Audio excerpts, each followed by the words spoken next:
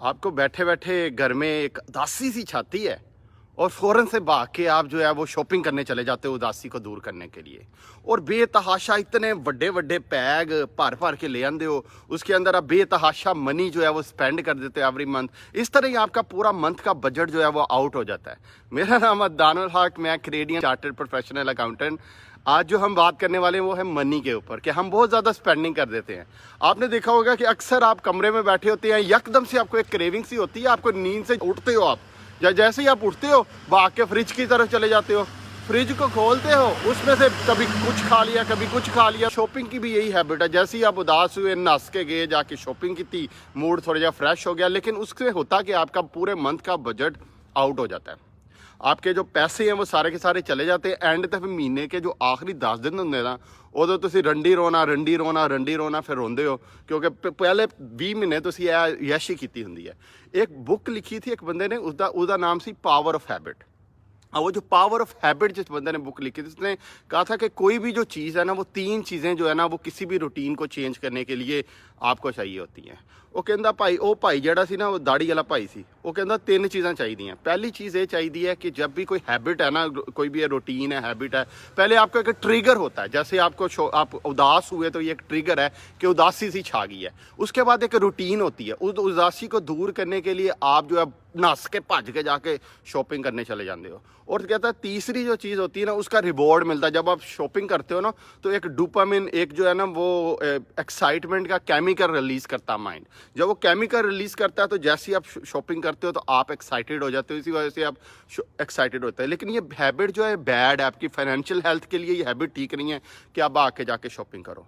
वो कहता है कि जो इन 3 चीज़ों के अंदर जो दरमियान वाली चीज़ है वो चेंज की जाती है। वो कहता है हैबिट जो है ना, ये कभी भी ब्रेक नहीं की जा सकती, लेकिन हैबिट को हम रिप्लेस कर सकते हैं किसी और हैबिट के साथ। यानी कि आपकी जो रूटीन, आपकी जो ट्रिगर है, यानी अब उदासी है वो उधर ही रहेगी, आपका जो रिवॉर्ड है वो उधर ही रहेगा, लेकिन ये रूटीन को आप चेंज कर सकते हैं। अब हमने क्या करना है, अपनी फाइनेंशियल हैबिट को बेहतर करने के लिए रूटीन को चेंज करना है। ट्रिगर भी वही रहने देना है, रिवॉर्ड भी वही रहने देना है, यानी उदासी भी उत्थे रहने देनी है, तो जो रिवॉर्ड मिलता है वो केमिकल रिलीज़ होया वो भी आप करना है। लेकिन दरमियान की जो चीज़ है, दरमियान जी चीज़ रूटीन बनी है साड़ी, कि नस के जाके दुकान पर चल जाने, या नस के जाके फ्रिज का मूँह खोल के तो मूँह पूरा तोन के तो खाना शुरू कर देने, वो काम नहीं करना। वो कहता है मैं आपको हल बताता हूँ। देखें, 200 रुपये का स्टॉक मार्केट का अकाउंट खुलता है आपके पाकिस्तान में, इतना चीप है।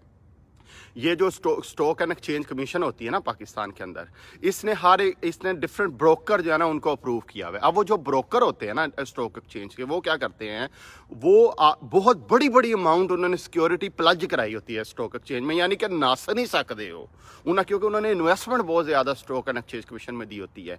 अब उन जो ब्रोकर है ना, उनके पास अपना अकाउंट खोल लिया करें। 200 रुपये का अकाउंट खुलता है। जैसे ही तुहानू क्रेविंग होवे ना, नाल ही उदासी जी छावे तो दिल करे बस मैं नस जावा, बस गड्डी का दरवाज़ा खोल के नस जावा, फौरन गड्डी च बैठ गए।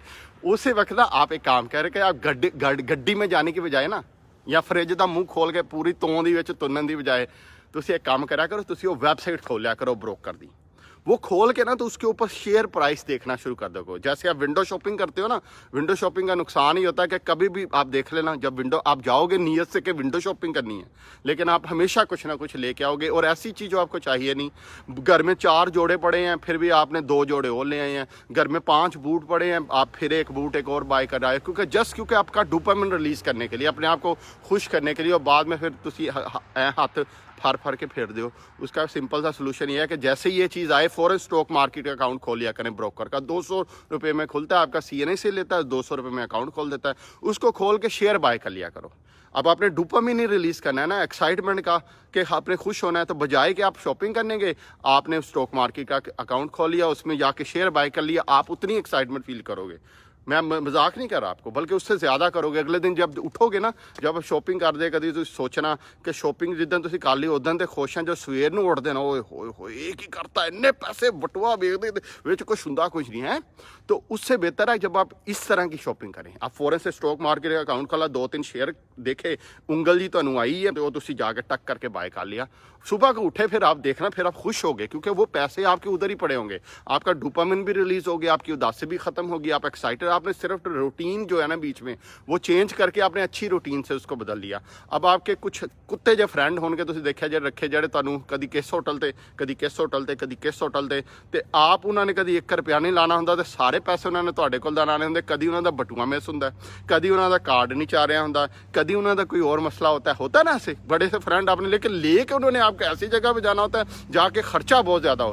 आप एक अपने फ्रेंड को सीधा सीधा मुंह पे बताओ, दोस्ती ब्रेक करने की भी दोनों में बताओ यार इस माह का जो मेरा सेविंग गोल है ना वो मैंने अपनी सैलरी में से 50% बचाना है या 40% बचाना है। अपने फ्रेंड को बता दो, जैसे ही शॉपिंग करो उन्हें कि यार मैं तो इस होटल में जाना होगा, ठीक है भाई चल दे कोई मसला नहीं, लेकिन भाई मेरा जो गोल है वो मैंने अपने इस तरह सैलरी में से अदनान साहब ने कहा सी उन्हें कहा सी भी 40% बचाना, नहीं तो दोबारा मेरी फेसबुक पेज ते ना इतने या यूट्यूब पेज ते ना नहीं तो तुहानू तो ब्लॉक कर दांगा। मैं 50% 40% जो है ना वो मैंने बचाना है, तो ये मेरा गोल है।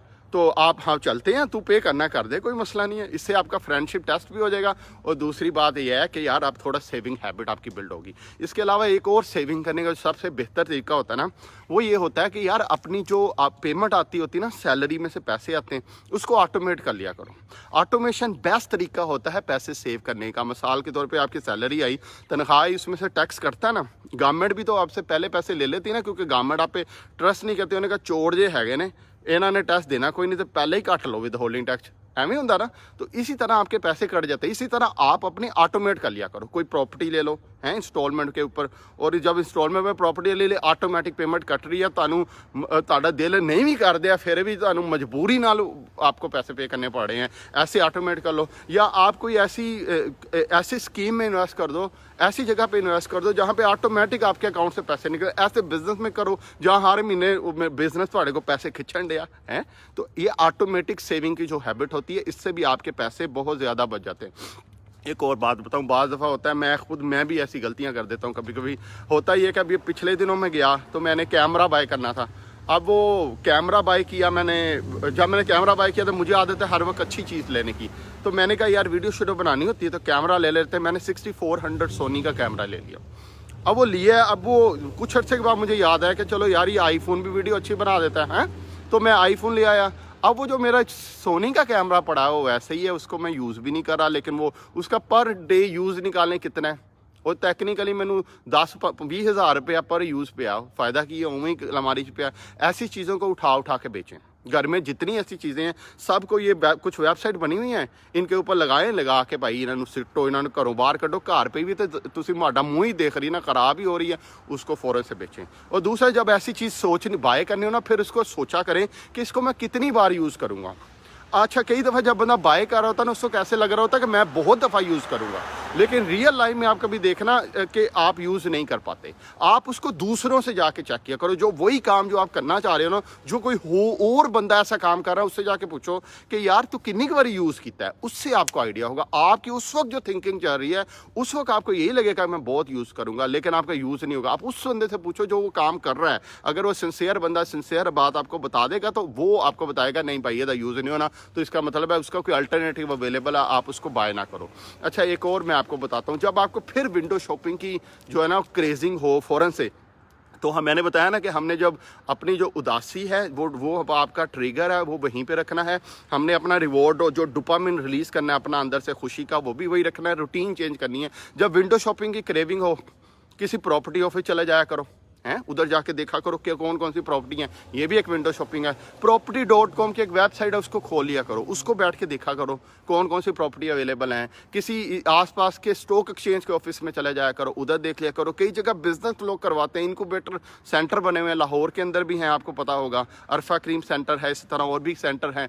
तो उनमें जाके आप देख लिया करो जाके कौन कौन से बिजनेस कौन कौन कर रहे हैं। वो भी आपकी विंडो सेविंग की जो आपकी हैबिट है ना वो आपकी ख़त्म कर देगी। तो चीज़ों में आपने सिर्फ ये 3 चीज़ों को ज़हन में हमेशा रखना है कि हैबिट को आप कभी भी ख़त्म नहीं कर सकते। आप चाहो ना मैं सिगरेट पीना ख़त्म कर दूँ, ख़त्म नहीं होगी, रिप्लेस हो जाएगी। उसकी जगह हो सकता है आप चाय पीना शुरू कर दो। चाय पीना रिप्लेस नहीं आप ख़त्म नहीं कर सकते। हो सकता है जिस टाइम आप चाय पीते हो उस टाइम आप लस्सी का गिलास पीना शुरू कर दो। तो चीज़ों को आपने ट्रिगर को भी सेम रखना है, नीचे रिवॉर्ड को भी सेम। रिवॉर्ड क्या होता है? जो बेनिफिट मिल रहा है, और बीच में जो रूटीन है उसको आपने रिप्लेस कर देना अच्छी हैबिट से। और जब आप कोई भी इन्वेस्टमेंट करते हैं कहीं भी, एक चीज़ का ख्याल ज़रूर रखा करें, उसके 5 साल देखा करें। इन्वेस्टमेंट कभी भी शॉर्ट टर्म ना करें, इन्वेस्टमेंट हमेशा 5 साल के लिए देखा करें कि 5 साल में क्या होना है। शॉर्ट टर्म में वो कम हो रही है, आप उसको कभी भी मत बेचें। शॉर्ट टर्म में बढ़ रही है, आप कभी भी उस पर ज़्यादा एक्साइटेड ना हो। आप हमेशा देखें कि नेक्स्ट 5 ईयर में ये जगह कहाँ पे जा रही है, ये सोसाइटी कहाँ पे जा रही है, नेक्स्ट 5 ईयर में ये शेयर कहाँ पे जा रहा है, नेक्स्ट 5 ईयर में ये अगर क्रिप्टो करेंसी है तो ये क्रिप्टो करेंसी कहाँ पे जा रही है। कुछ लोगों ने बहुत क्वेश्चन किया, मैंने पूरे क्लियरली समझाया, फिर लोगों को समझ नहीं आई कि पाई नेटवर्क, ये नेटवर्क, देखें ये सारा कुछ बकवास है, ये मेन स्ट्रीम करेंसी नहीं है, इसके अंदर इन्वेस्ट मत करें। मैं आपको बार बार समझा रहा हूँ, आप फिर वो एक ही बात मैं बताता हूँ, फिर आप दोबारा से पूछते हो, कोई बात नहीं, पूछ लेते हो, लेकिन इसमें मत इन्वेस्ट करें।